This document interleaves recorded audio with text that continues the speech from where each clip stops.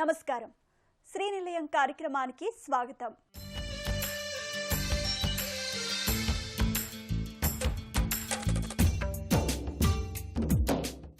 ఇంటి నిర్మాణంలో వచ్చిన నూతన పోకడలు, ఇంటి ముస్తాబుకు సంబంధించిన తాజా విశేషాలు, స్థానిక సంస్థలు అందిస్తున్న సదుపాయాలు, గృహవాస్తులో ప్రేక్షకుల సందేహాలకు నిపుణులిచ్చే సమాధానాలతో మీ ముందుకు వచ్చింది ఈ వారం శ్రీనిలయం. ఈ విశ్వంలో అమూల్యమైన ప్రకృతి సంపదలో నీరు ఒకటి. మానవ మనుగడకు నీరే జీవనాధారం. కాంక్రీట్ జంగిలుగా మారుతున్న నగరాల్లో వర్షపు నీరు భూమిలోకి ఇంకే పరిస్థితి లేదు. ఈ వర్షాకాలంలో భూమి మీద పడిన నీరు వృధాగా పోకుండా ప్రతి ఒక్కరూ ఇంకుడు గుంతల నిర్మాణం చేపట్టాలి. అపార్ట్మెంట్, స్వతంత్ర గృహవాసులు వర్షపు నీటిని పొదుపు చేసుకునే ఏర్పాటు చేసుకోవాలి. మరి ఈ నేపథ్యంలో వర్షపు నీటిని ఎన్ని రకాలుగా పొదుపు చేసుకోవచ్చు అనే అంశంతో మీ ముందుకు వచ్చింది ఈ వారం శ్రీనిలయంలో ప్రత్యేక కథనం మీకోసం.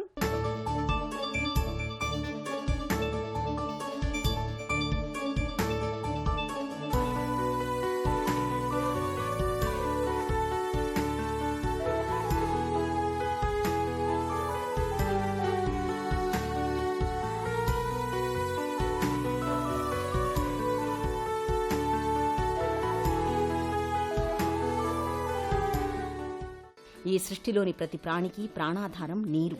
నీరు లేకపోతే ప్రపంచమే లేదు. భూప్రపంచంలోని సకల జీవరాశులకు ఆధారం నీరు. అయితే పెరుగుతున్న జనాభా అవసరాలకు ఈ నీరు సరిపోవడం లేదు. ప్రపంచంలో ప్రస్తుతం 165 దేశాలు తీవ్రమైన నీటి ఎద్దడిని ఎదుర్కొంటున్నాయి. మన దేశంలోని పలు ప్రాంతాలలో భూగర్భ జలాలు అడుగంటిపోయి నీటి ఎద్దడిని ఎదుర్కొంటున్నాయి. ఈ పరిస్థితి నుంచి బయటపడాలంటే వర్షపు నీటిని సంరక్షించుకోవడం మినహా మరొక మార్గం లేదు. ఏటా కురిసే వర్షపు నీటిని ఇంకుడు గుంతల ద్వారా తిరిగి భూమిలోకి ఇంకింపచేసినప్పుడు నీటి బాధలు ఉండవు. భూమిపై పడే ప్రతి వర్షపు నీటి చుక్కను ఇంకుడు గుంతల ద్వారా తిరిగి భూమిలోకి ఇంకే విధంగా చేయడం ద్వారా ఆ పరిసర ప్రాంతమంతా నీటి నిల్వ ఉంటుంది. భూగర్భ జలాలు పెంపొందుతాయి. తద్వారా అక్కడ నీటి ఎద్దడి ఉండదు. నగరాల్లో అడుగంటుతున్న భూగర్భ జలాలను పెంచేందుకు గాను రాబోయే రోజుల్లో నీటి కోసం ఇబ్బంది పడకుండా ఉండాలంటే ఇంకుడు గుంతల నిర్మాణమే ఏకైక మార్గం.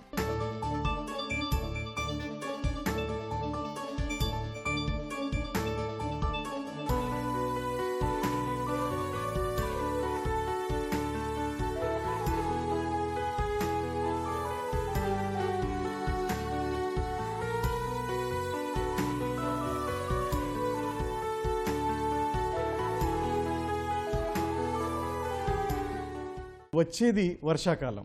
మనం రెడీ అంటే ఏం చేస్తాము? గొడుగు, water proof shoes, rain coats అటువంటివి తీసి పెట్టుకోవడం.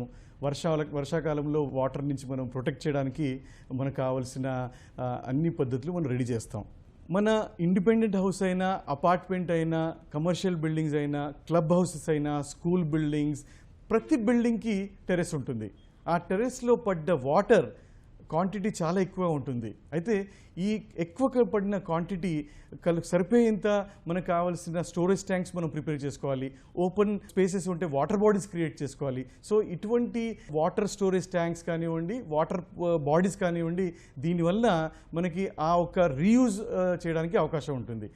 ఓపెన్ ఉన్న wells or bore water recharge, this the best method. ఎందుకంటే ఎక్కువగా మనకు పడిన వాటర్ స్టోరేజ్ అయిన తర్వాత ఎక్సెస్ ఉన్న వాటర్ పూర్తిగా మనం బోర్వెల్ రీఛార్జింగ్ మరియు మన ఉన్న పరిసరాలకి వాటర్ టేబుల్ ఇంక్రీజ్ చేయడానికి ఉపయోగపడుతుంది.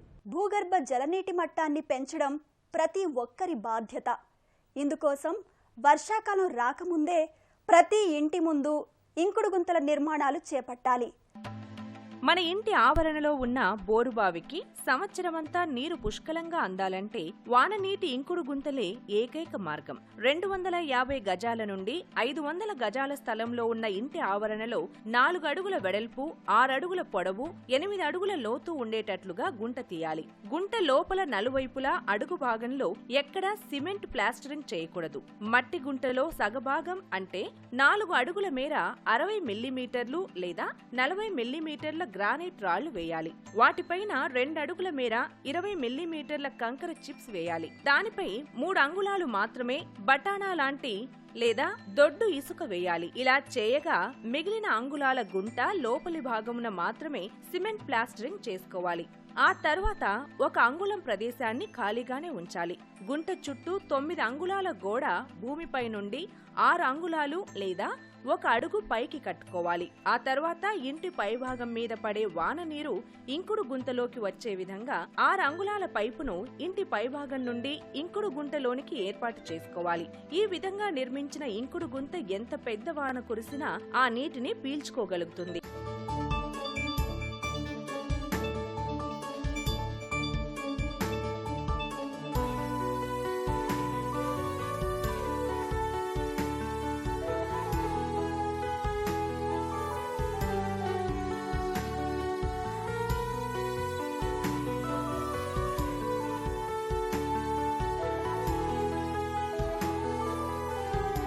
జంగిల్గా మారిన నగరాల్లో ఇంటి ముందు నీరు ఇంకేందుకు స్థలం లేని పరిస్థితులు వెరసి నగరాల్లో భూగర్భ జలాలు పాతాళంలోకి వెళ్తున్నాయి. భవిష్యత్తులో నీటి కష్టాలు రాకుండా ఎలాంటి పద్ధతులు పాటించాలో ఇప్పుడు తెలుసుకుందాం.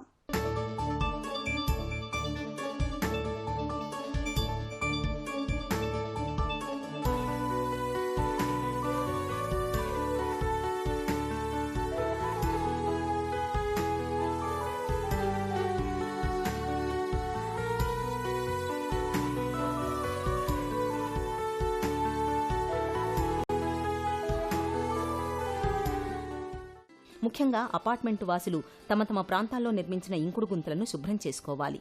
సొంతంగా ఇంట్లో నిర్మించుకున్న ఇంకుడు గుంతలైతే అవి సక్రమంగా ఉన్నాయా లేదా, తగినంత కంకర ఇసుక ఉందా అని పరిశీలించుకుని గృహ యజమానులు నిర్వహణ చేపట్టాలి. ఇంకుడు గుంతల్ని ప్రక్షాళన చేసుకోవడం ద్వారా బోర్లు ఎండిపోయే పరిస్థితి ఉండదు. అలాగే ప్రతి వర్షపు నీటిని ఒడిసిపట్టి భూగర్భంలోకి పంపించినట్లయితే పుడమి తల్లి పులకరిస్తుంది. కాలనీలో నిర్మించిన ఇంకుడు గుంతలను ఆయా కాలనీ వాసులు పరిశీలిస్తూ ఉండాలి. చెత్తా చెదారంతో ఉన్న ఇంకుడు గుంతల్ని శ్రమదానంతో తీసివేసి రాబోయే వర్షపు నీటి కోసం ఇంకుడు గుంతలు పనిచేసే విధంగా సిద్ధం చేసుకోవాలి. అనేక భవంతుల పరిసరాలు, బహిరంగ ప్రదేశాలు, పార్కులు, రహదారులకు ఇరువైపులా రీఛార్జ్ గుంతలు నిర్మించాలి. గృహ యజమానులు, పలు కాలనీ వాసులు గేటెడ్ కమ్యూనిటీలో నిర్మించిన ఇంకుడు గుంతలు ఎన్నో ఉన్నాయి. వర్షపు నీటిని సంరక్షించే ఒక గొప్ప ఆశయంతో నిర్మించిన ఈ ఇంకుడు గుంతల్లో ప్లాస్టిక్ బ్యాగ్స్, ప్లాస్టిక్ సీసాలు, తిని పారేసిన ఆహార పదార్థాలు పడేస్తున్నారు. నీటిని భూమిలోకి ఇంకే విధంగా తగు చర్యలు చేపట్టాలి. నార్మల్గా ఎప్పుడైతే ఫస్ట్ టైం వర్షం పడుతుందో ఆ ఫస్ట్ టైం వర్షం పడేటప్పుడు ఆ టెరెస్లో ఉన్న డస్ట్, డర్ట్ అదంతా బయటికి పోతుంది. కాబట్టి ఫస్ట్ టైం పడిన వర్షం మనం స్టోర్ చేయకుండా తర్వాత పడే వర్ష నీటికి మనం ఫిల్టర్ ద్వారా ఫిల్టర్ చేస్తూ అండర్ గ్రౌండ్ సంప్స్లో మనం స్టోర్ చేస్తే ఆ స్టోర్ చేసిన వాటర్ డైలీ యూజ్కి వాడుకోవడానికి అవకాశం ఉంటుంది. వర్షాకాలం వచ్చే ముందు మనము రెడీగా ఉండాలి, మన బిల్డింగ్ కూడా రెడీగా ఉండాలి. అన్ని పద్ధతులు మనం వర్షాకాలం వచ్చే ఒక 1 వీక్ బిఫోరే రెడీగా ఉంటే ఈ వర్షం నీళ్ళు ఎప్పుడైతే పడుతుందో ఖచ్చితంగా ఈ పైప్స్ ద్వారా ఈ ఫస్ట్ ఫ్లష్ అవుట్ అవుతుంది. నెక్స్ట్ టైం వచ్చే వర్షం మాత్రం ఖచ్చితంగా ప్రతి డ్రాప్ ఆఫ్ వాటర్ మనం సేవ్ చేసుకోవచ్చు.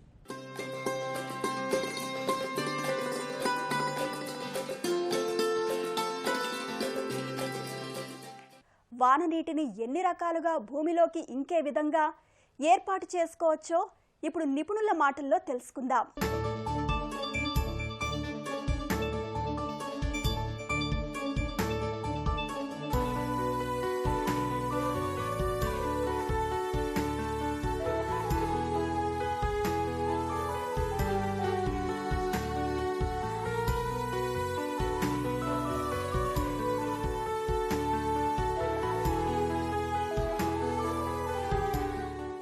ఈ టెర్రస్ నుంచి పడ్డ వాటర్ డౌన్ టేక్ పైప్తో ఇలా అండర్ గ్రౌండ్ డిజైన్ చేసిన వాటర్ స్టోరేజ్ స్టంప్ ద్వారా మనం ప్రతి యూటిలిటీకి వాడుకోవచ్చు.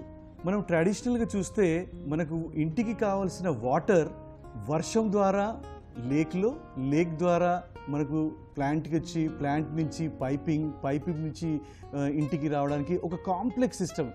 ఇది సింప్లిఫై చేయాలంటే సింపుల్గా రెయిన్ వాటర్ హార్వెస్టింగ్ చేస్తే మంచిది. సింపుల్ సిస్టమ్ అంటే ఎప్పుడైతే వర్షం నీరు పడుతుందో మన ఇంటి పైన కప్పు నుంచి డైరెక్ట్ మనం వాటర్ ట్యాంక్లో స్టోర్ చేస్తే మనం డైరెక్ట్గా మన యూటిలిటీకి వాడుకోవచ్చు. ఈ రెయిన్ వాటర్ మనం డ్రింకింగ్ కూడా వాడుకోవచ్చు. అయితే ఈ rain water drinking underground water స్టోరేజ్కి మనం కనెక్ట్ చేయడానికి అవకాశం. ఇళ్ల స్థలాలు, అపార్ట్మెంట్ కొనే ముందు ముఖ్యంగా వాస్తును పరిశీలిస్తుంటారు. ఈరోజు గృహవాస్తులో ప్రేక్షకులు అడిగిన సందేహాలకు వాస్తు నిపుణులు ఇచ్చే సమాధానాలు తెలుసుకుందాం.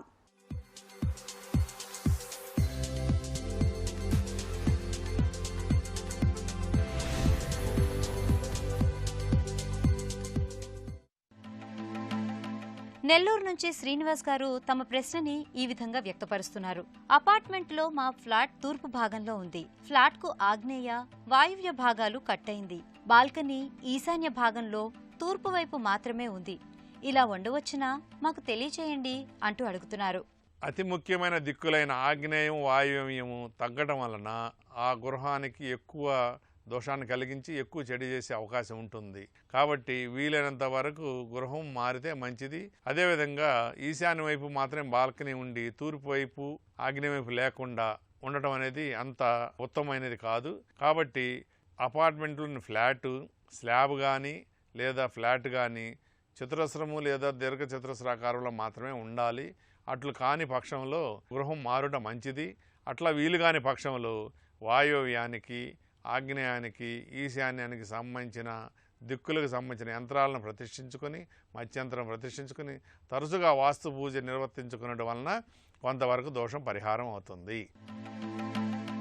వరంగల్ నుండి ఆదిత్య గారు తమ సందేహాన్ని ఈ విధంగా వ్యక్తం చేస్తున్నారు. మా ఇంటికి సెల్లారులో నీటి సంపు, గది, హాలు ఉన్నాయి. వాటిని మేము ఉపయోగించుకోవచ్చా? అలాగే ప్రహరీ గోడకు తూర్పు ఆగ్నేయంలో గేటు ఉంది. ఇలా ఉండవచ్చునా? మాకు తెలుపండి అంటూ అడుగుతున్నారు. గృహ నిర్మాణం ఎప్పుడు వాస్తుశాస్త్ర నియమం ప్రకారం మన రోడ్ లెవెల్ నుంచి 1 అడుగు లేదా అంతకన్నా ఎక్కువగా ఉండేటట్టుగా గృహం యొక్క ఫ్లోరింగు చూసుకుని గృహ నిర్మాణం చేయాలి. అంతేగాని గృహం యొక్క బేస్ లెవెల్ రోడ్డు కంటే తక్కువ ఉండి నిర్మాణం చేయడం అనేది వాస్తు దోషంగానే భావించాలి. మీరు ఇప్పటికే సెల్లారు కనుక నిర్మాణం చేసుకుని వాడుకున్నట్లయితే అది వాహనాలకు మాత్రమే ఏర్పాటు చేసుకుని నివాసానికి ఉపయోగించకుండా గ్రౌండ్ అంటే రోడ్డు కన్నా ఎత్తుగా ఉన్న ఫ్లోరింగ్ లెవెల్ ఏదైతే ఉందో ఆ ప్రదేశం మాత్రమే నివాసానికి ఉపయోగించుకునండి. కింద భాగాన్ని ఏదైనా స్టోర్ రూములు కానీ లేదా వాహనాలు నిలుపుకునే ప్రదేశం కానీ ఏర్పాటు చేసుకోవాలి. కానీ అక్కడ నివాసం ఉండటం మాత్రం అంత మంచిది కాదు. తూర్పు రోడ్డుకి గేటు పెట్టవలసి వచ్చినప్పుడు తూర్పు ఈశాన్యం కానీ లేదా తూర్పులో కానీ పెట్టుకోవాలి. తూర్పు ఆగ్నేయంలో మాత్రం నిషేధం. వీలైతే ఆ గేటుని తూర్పు ఈశాన్యంకు మార్చుకుంటా మంచిది. హైదరాబాద్ నుంచి ప్రవీణ్ కుమార్ గారు తమ సందేహాన్ని ఈ విధంగా వ్యక్తం చేస్తున్నారు. గృహ నిర్మాణం చేసే ముందు ప్రహరీ గోడ నిర్మించి ఇంటి నిర్మాణం చేస్తారు. ఇలా ఎందుకు చేస్తారు? వివరంగా చెప్పండి అంటూ అడుగుతున్నారు. గృహ నిర్మాణం చేసేటప్పుడు స్థలం శుద్ధి చేసుకుని స్థలానికి 4 వైపులా చతురస్రాకారము లేదా దీర్ఘ చతురస్రాకారంలో ప్రహరీ గోడను ఏర్పాటు చేసుకుని ఆ తదుపరి మాత్రమే గృహ నిర్మాణం చేపట్టినట్లయితే పరిసరాల ప్రభావం ఈ గృహంపై పడదు. కావున మీరు అతి త్వరగా ఆర్థికపరమైన సమస్యలు లేకుండా, ఎలాంటి ఆటంకాలు లేకుండా గృహ నిర్మాణాన్ని పూర్తి చేయవచ్చును. అట్లు కాకుండా గృహ నిర్మాణం మొదలుపెట్టి చివరలో ప్రహరీ గోడ నిర్మిద్దాం అనుకుంటే మధ్యలో అడ్డంకులు లేదా ఆటంకాలు వచ్చే అవకాశం ఉంటుంది. ఆర్థికపరమైన సమస్యలు వచ్చే అవకాశం ఉంటుంది. కాబట్టి కనీసం దక్షిణ పడమరలైన ప్రహరీ గోడ నిర్మించాలి. వీలైతే 4 దిక్కులు ప్రహరీ గోడ నిర్మాణం చేసి ఎటువైపు రోడ్డు ఉందో అటువైపు ఉచ్చి స్థానంలో ఒక గేటు నిర్మాణం చేసుకున్నట ఉత్తమము. ఈ ప్రహరీ గోడ కూడా మనకు కనీసం 5.5 నుంచి 6 అడుగుల వరకు ఉండాలి. మన గృహంలో ఏర్పాటు చేసుకున్న కిటికీలకు సగం కంటే 1-2-3 అంగుళాలు తక్కువ హైట్ ఉండేటట్టుగా ఏర్పాటు చేసుకోవాలి. కొంతమందికి 5.5 అడుగులు రావచ్చు, కొంతమందికి 6 అడుగులు రావచ్చు. సుమారుగా 5 నుంచి 6 అడుగుల లోపు ఎత్తు ఉండేటట్టు ప్రహరీ గోడ నిర్మించుకోవడం వలన మన ఇంట్లో మనం నివాసం ఉంచే వ్యక్తులు ప్రక్క ఇంట్లో కనపడకుండా ఉండే అవకాశం ఉంటుంది. కాబట్టి ప్రహరీ గోడ అనేది మనకు రక్షణ కవచంగా ఉంటుంది. కాబట్టి ప్రహరీ గోడను ఖచ్చితంగా నిర్మించుకుని ఆ తదుపరి మాత్రమే గృహ నిర్మాణం చేయాలి. సొంతిళ్లు సమకూర్చుకోవడానికి గృహ యజమానులు ఎంత ఆసక్తి చూపిస్తున్నారో ఆ కలల గృహాన్ని మరింత అందంగా రూపకల్పన చేసుకునేందుకు కూడా అంతే ప్రాధాన్యమిస్తున్నారు. ఇంటిని తమ అభిరుచికి అనుగుణంగా నిర్మించుకోవడం ఒక ఎత్తైతే చూపరులను ఇట్టే ఆకట్టుకునేలా గదులను చూడముచ్చటగా అలంకరించుకోవడం మరో ఎత్తు. ఈ నేపథ్యంలో వివిధ గదులను అందంగా ఎలా ముస్తాబు చేసుకోవచ్చు అనే అంశంతో మీ ముందుకు వచ్చింది ఈ వారం శ్రీనిలయంలో.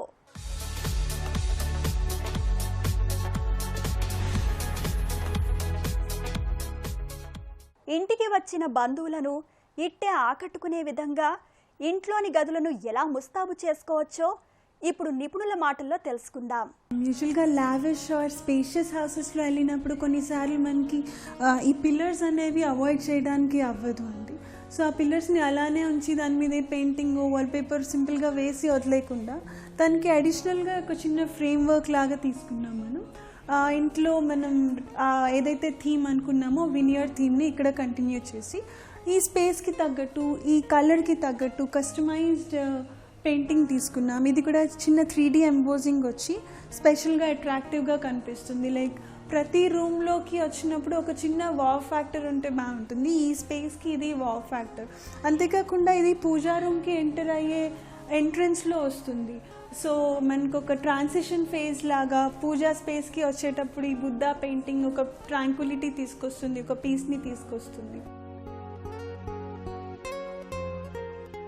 డ్రాయింగ్ రూమ్ని డైనింగ్ రూమ్ని సెపరేట్ చేస్తూ ఇక్కడ ఒక స్మాల్ ఫిజికల్ పార్టీషన్ తీసుకున్నాం.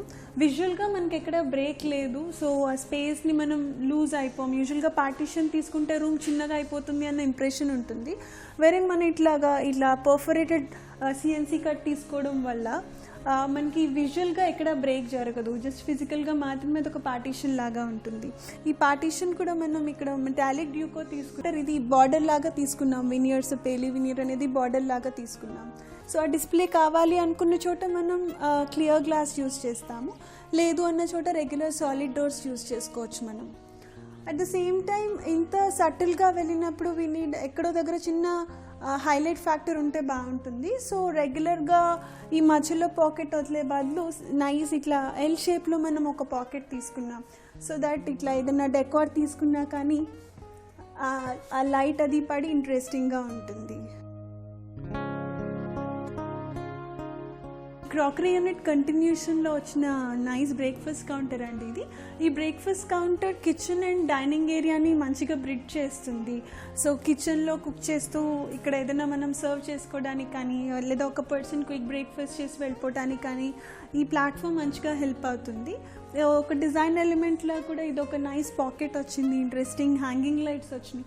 ఈ పక్కన ఉన్న ఈ పాకెట్లో కూడా మనం ఏదైనా స్టోరేజ్ ఎలిమెంట్స్ పెట్టుకోవచ్చు, డెకార్ ఎలిమెంట్స్ పెట్టుకోవచ్చు. సో ప్రతి ఏరియా ఏదో ఒక బాక్స్ యూటిలిటీ ఫంక్షనల్ అనే కాకుండా ఆ ఫంక్షనల్ ఆస్పెక్ట్కి చిన్న బ్యూటీ ఆస్పెక్ట్ యాడ్ చేసి మనం బ్యూటిఫుల్గా డిజైన్ చేసుకోవచ్చు.